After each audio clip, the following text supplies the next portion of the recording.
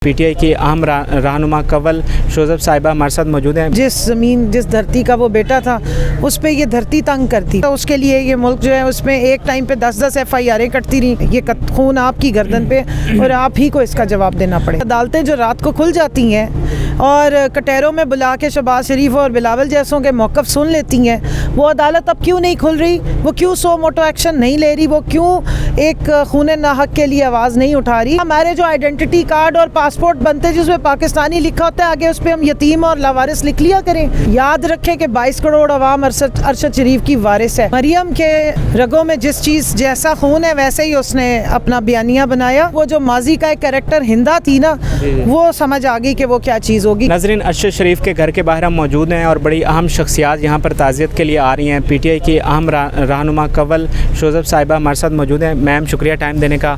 बताइएगा, एक इतना बड़ा नाम और सच बोलते बोलते प्रदेश में सरेराह उसको मार दिया गया, क्या कहेंगी? आपकी फैमिली से मुलाकात हुई है, क्या बात हुई? जी देखिए, हक सच पे जो खड़े हो जाते हैं, जो अपने मौक़िफ़ पे डट जाते हैं, बड़ी शख्सियत और अहम तो वो होते हैं। हम तो अभी कोशिश कर रहे हैं कि इस सफ़र पे मंजिल की तरफ हम भी कोई 4 कदम चलें और उंगली कटा के शहीदों में शामिल हो जाएं। उसने तो अपना सिर कटा लिया है। जो जिस तरह वो माफियाज़ के ख़िलाफ़ लड़ रहा था कि उसके लिए माफियाज़ ने ये पाकिस्तान की सरज़मीन जहाँ का वो बेटा था, जिस धरती का वो बेटा था, उस पे ये धरती तंग कर दी। फिर वो गया दुबई और वहाँ पे उसके लिए वो जगह तंग करके उसको वहाँ से निकलवाया। और वो इनकी तरह बड़े बड़े वो महलों में रहने वाला नहीं था। वो पाकिस्तान की आम आवाम को रिप्रेजेंट करता था। वो पाकिस्तान की एक आवाज़ थी, वो हमारे दिलों की आवाज़ था। तो अब आपने उसको चलो दुनिया से तो वो चला गया है, लेकिन दिलों में वो राज करेगा। और उसका जो मौक़िफ़ है, जो उसकी हक़ की और सच की लड़ाई थी, उसको इंशाल्लाह हम पूरी कोशिश करेंगे आगे लेके चलें। अहले खाना से मुलाकात हुई, उनके बच्चों से मुलाकात हुई, इनकी वाइफ से मुलाकात हुई और उनकी माँ से मुलाकात हुई। तो मुझे समझ आई कि जब कहते हैं ना कि एक अच्छी माँ जो है वो पूरी कौम को संवार सकती है, तो एक ऐसी ही माँ है जिसने अरशद शरीफ जैसे बेटे की एक स्ट्रॉन्ग बेटे की तरबियत की, उसको हक सच पे खड़ा होना सिखाया। और वो हमारा भी इसी तरह ही हौसला बढ़ा रही हैं, हमें भी एक वलवला और आज़्म दे रही हैं कि आप लोग इस हक़ की लड़ाई को लड़ें और मुल्क को ज़ालिमों से और माफिया से निजात दिलाएं ताकि ये मुल्क तरक्की कर सके। अच्छा मैडम, ये भी बात चल रही है कि हुकूमत पाकिस्तान ने दुबई की हुकूमत को ये ख़त लिखा कि आप उनको वहाँ पर स्टे ना करने दें और इसलिए वो वहाँ से जाने पर मजबूर हुए। इस बात में कुछ सदाकत है? जी बिल्कुल ऐसे ही है और यही इतलात हमें मिल रही हैं। और हैरत अंगेज़ बात यह है कि यहाँ मनी लॉन्डर्स जो हैं वो वज़ीर आज़म बन जाते हैं, पंजाब के वज़ीर आला बन जाते हैं, बड़े बड़े ओहदों पे आ जाते हैं, काबीना के मेंबरान बन जाते हैं। FIR जिन पे मुजरिमाना कटी हुई हैं और वो बेल्स पे हैं, वो यहाँ पे कैबिनेट के मेंबर बन जाते हैं। लेकिन अरशद शरीफ जैसा सहाफ़ी जो हक सच की आवाज़ है, जो सच बुलंद करता है और जो इनके करतूतों पे से पर्दे उठाता था, उसके लिए ये मुल्क जो है उसमें एक टाइम पे 10-10 FIR कटती रही, उसको अदालतों में घसीटा गया और फिर उसके सर की बोली लगवा दी गई। तो ये बहुत अरसे तक ये चीज़ें चलने वाली नहीं है। ये जुल्म की जब इंतहा हो जाती है तो जुल्म ख़त्म होना ठहर जाता है। कल खान साहब ने अनाउंस कर दिया, उन्होंने अरशद शरीफ का हवाला भी दिया, उसकी कुर्बानी को रायगा नहीं जाने देना चाहिए। मैं पूरी कौम से मुखातिब हूँ।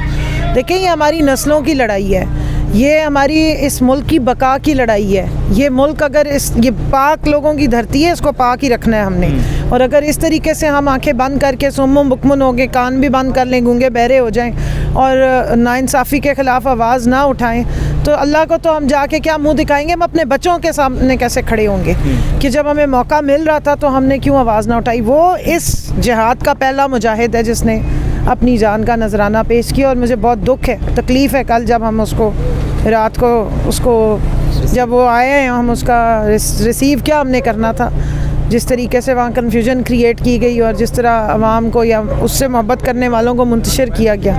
लेकिन मैं ये बताना चाहती हूँ, इसी फाशिस्ट हुकूमत के दौर में ये कत्ल नाहक हुआ है।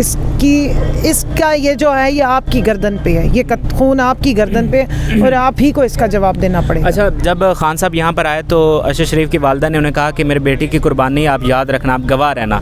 तो ये हुकूमत तो हमें नज़र नहीं आ रही कि इंसाफ देगी। अगर आपकी हुकूमत आ जाती है तो आप अरशद शरीफ को इंसाफ देंगे?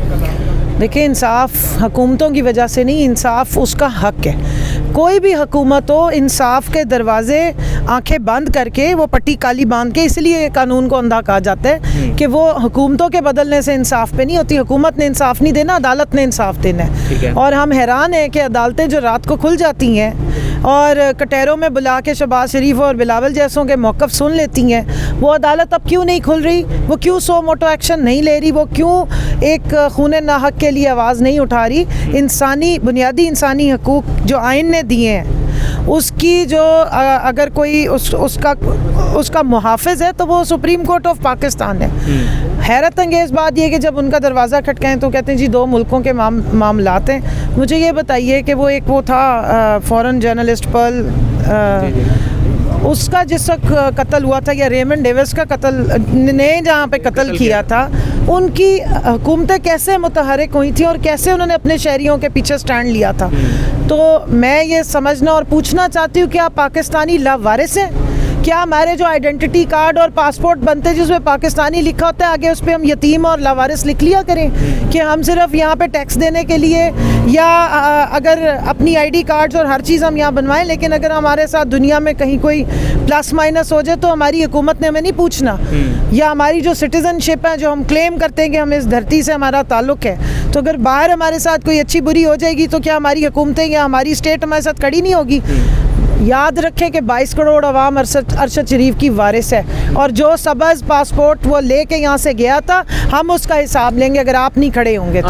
अगर हमारी अदलिया और हमारी ये जो क्राइम मिनिस्टर हैं, ये अगर इसी तरह खामोशी इख्तियार रखेंगे तो सवाल बहुत ज़्यादा उठेंगे। आखिर में मरियम नवाज़ ने जो तज़हीक अमेज़ ट्वीट किया फिर डिलीट कर दिया, उस पर भी कमेंट कर दें। मरियम के जो रगों में जिस चीज़ जैसा खून है वैसे ही उसने अपना बयानिया बनाया, उसने अपनी औकात दिखाई है। उसके बदले में आप अरशद शरीफ की ट्वीट्स उठा के देखें तो इस माँ की तरबियत पता लगती है और हक हलाल की ताकत समझ आती है कि जब अपने बच्चों को हक हलाल खिला के बड़ा करते हैं तो उनके अंदर क्या फ़र्क होता है। और जो मरियम नवाज़ जैसा कचरा इकट्ठा होता है जब, जो इस मुल्क का पैसा लूट के और पाले गए हैं, तो वो फिर जब जैसी ट्वीट उसने की तो हमें वो जो माजी का एक कैरेक्टर हिंदा थी ना, वो समझ आ गई कि वो क्या चीज़ होगी, कि कितने रूथलेस हो सकते हैं जो लोग कलेजा चबाने वाले हैं। तो कल पूरी पाकिस्तानी कौम ने उसको कंडेम किया इस बात पे, जिसको कोई, मैं कहती हूँ हमारे पंजाबी में कहते हैं ना, लत्थी चढ़ी ना हुई, कि ना जीने का पता है ना मरे का पता है। जब पूरी कौम